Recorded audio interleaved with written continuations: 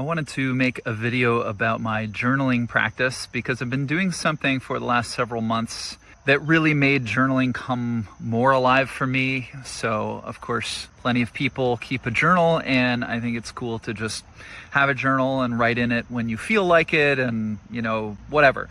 But the way I've been doing it is as a deliberate practice. I actually journal for 1 hour every day. I set a timer.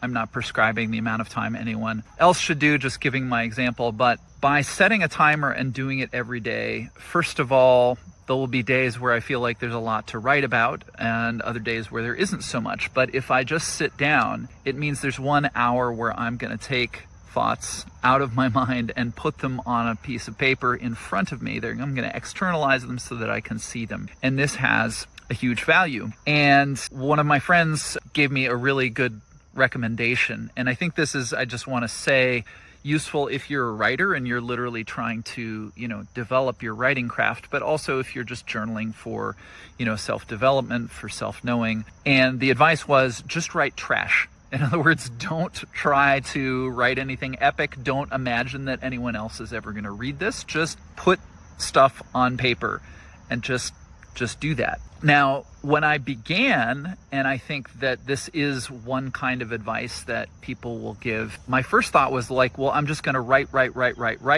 Like I'm never going to pick up the pen from the page. I'm just going to keep going. And I think there is a value in that approach. Just write, just, spit it out.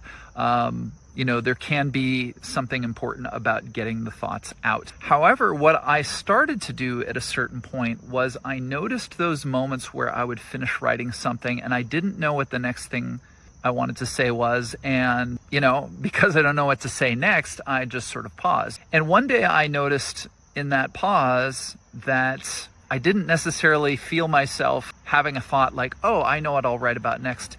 And yet I picked up the pen and began writing again in a moment.